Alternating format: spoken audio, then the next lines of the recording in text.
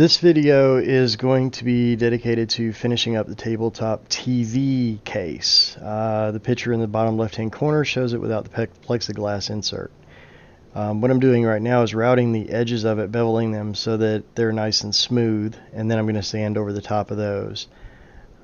This can be used as a standalone TV case, and you can just plop it down on your tabletop and play with it and then set it to the side. For my purposes, it's actually going to stay inside the TV most of the time.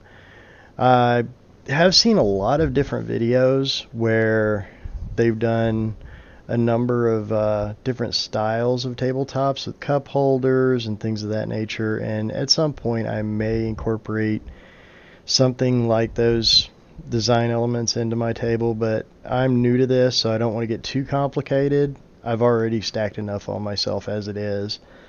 I'm starting to get kind of familiar with the router. I did have one issue with it where if you don't tighten the router bit after locking it in place, which is weird because you think locking it would actually lock it, it digs in, and as it digs in, it can go deeper or shallower. And I had this on a couple of spots, but it was unnoticeable. It just trivial thing that happened. I did make it, as you can see, the little divot that I cut out of it. I used the router to do that as well because there was a digital circuit board on the TV that actually stuck out. That was the power button, and I had to cut that out of the actual frame so the TV would fit snug.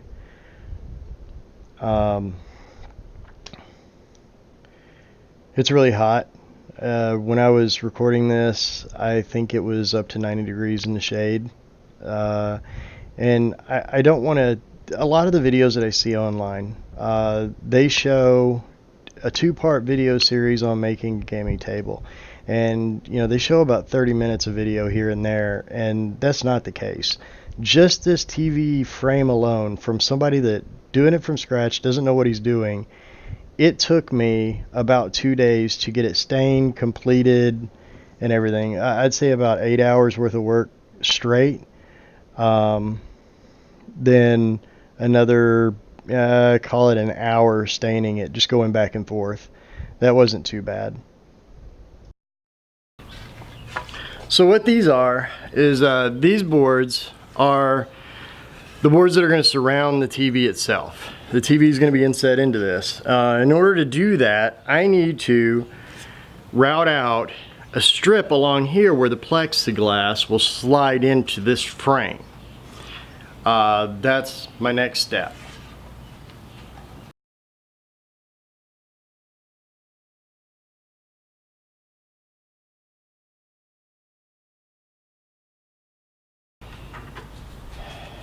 And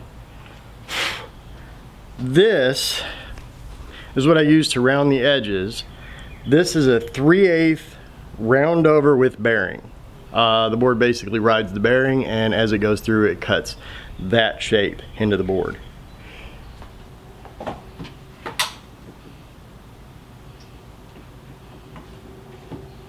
This is a 1/8 inch straight flute, and I took a picture of this earlier. I got this guy from Lowe's. I think it was $26, something like that. Has a couple of unique, cool bits.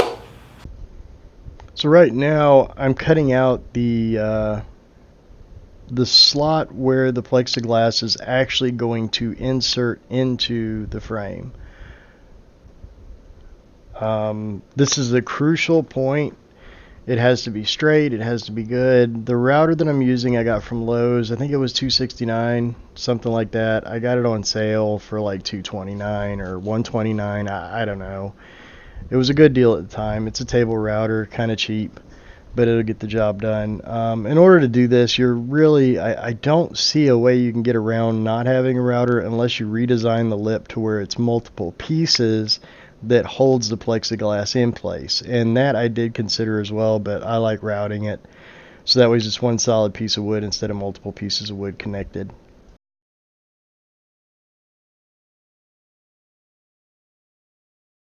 I've got to go a ½ an inch deep. I want to make sure that there's plenty of strength in the wood, and this is all pine wood for my first attempt. In order to get that strength, I think I'm going to go about 1/2 inch deep. I could probably go shallower, but this will give the tabletop area inside the TV a small dip. So we're going to give that a shot. By small dip, I mean the plexiglass that actually goes on top of the TV. You want a minimal amount of space between the TV and the plexiglass, so there's no distortion between the lines, the grid, and the actual player's character or miniature. So ideally you want the plexiglass to, if it's not touching the screen or right on the screen, you want it to dip in towards the screen a little bit. And the idea was to cut those a little bit deeper on the wood, but still have it uniform and have wood strength so that it's not going to break or buckle on you. But the plexiglass would lay in that, and I cut it a little bit short of it so that it can lay into it and not be really tight. That didn't work. I ended up cutting them, I think 1/4 inch deep, and the plexiglass ended up bowing slightly when I put it into the actual table. And that's because of how tight of a fit the frame itself was in the table. It wasn't because of the actual cuts, because it looked fine before I put it in the table. But anyhow, that's the reasoning behind the slits in this.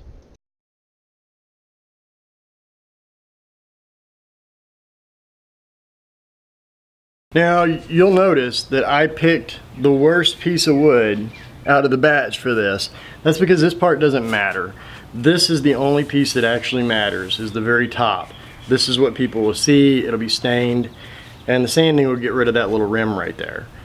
Then we'll end up with a nice little finished rounded beveled edge, and that's how far in the plexiglass will actually sit.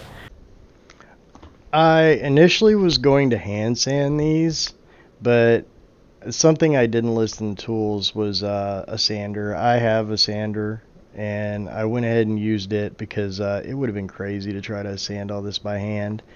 I don't know what I was thinking. So anyhow, I left out that part of me working my butt off sanding these things by hand, and then finally realizing, okay, I need to get my sander out. That's what the tools are for. Some of the tools I used and some I didn't use as often. The ones I used the heaviest was probably the drill, the sander, and the table saw. The circular saw, miter saw, I used it quite a bit on some of the pieces of wood. It was really handy on the 2x4s, the 1x6s, and the 1x4s. But the 1x8 it couldn't cut through because it didn't have a wide enough blade. So the table saw had to be used on those, and the skill saw.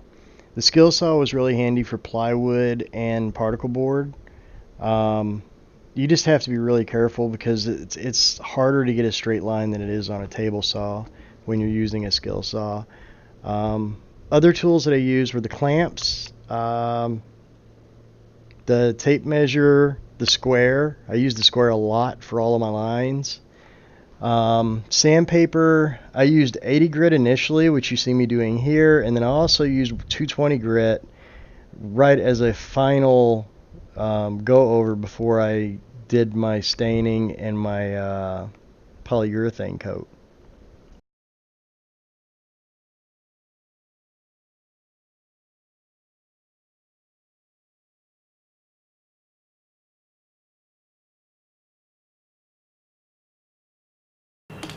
So this is what I've got so far.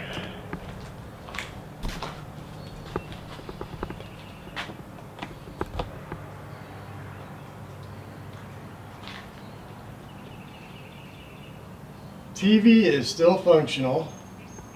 It fits in perfectly like a glove. I did, however, make a mistake.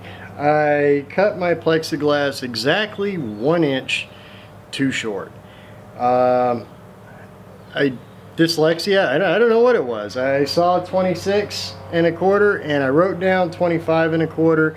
I went back, I remeasured it at 26 1/4 and could have sworn I wrote 26 1/4.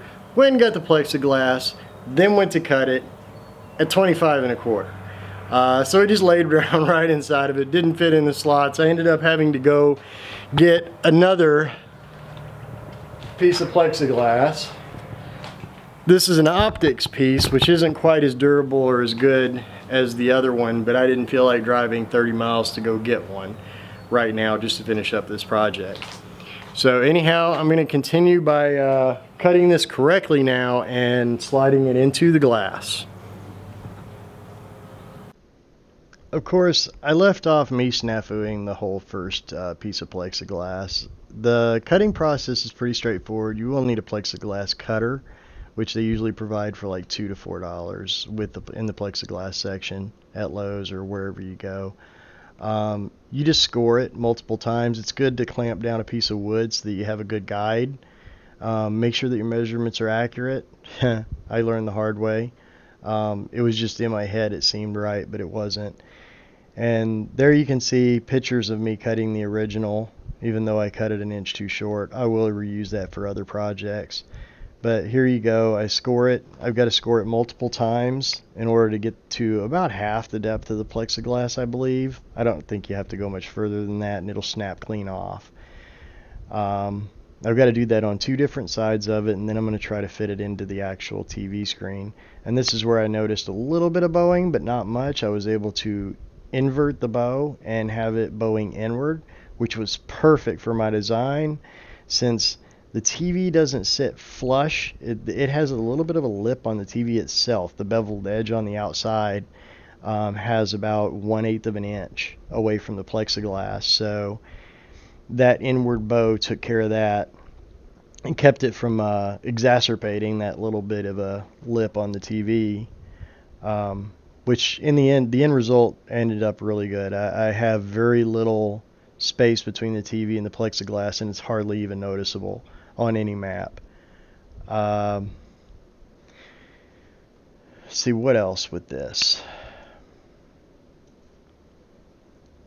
Another important thing, the plexiglass that I purchased didn't have all of the plastic coating on both sides. Be very picky about the plexiglass that you get because, you get what you pay for and you get what you discover. So you can see the plexiglass has the tape kind of partially ripped off of it. There was a few minor scratches on it. It wasn't bad. It was the only one they had at Ace Hardware, which is where I got this one. Lowe's is about 30 minutes or so away, so I went to one of the local shops just so that I could finish this up. I was impressed. It's a good piece of plexiglass. It had a couple little bitty scratches, but nothing that, worth really mentioning. But all in all, I think after this final cut, I ended up being a little bit wide on the sides, so I had to cut it one more time and snapped off a little small 1/4 of an inch or so piece of it. And after that, the TV part was actually done. And I think all said and done, after staining and putting a polyurethane coat on it, I was in about 8 hours. A lot of that was learning. About an hour or so was making a mistake with the actual plexiglass.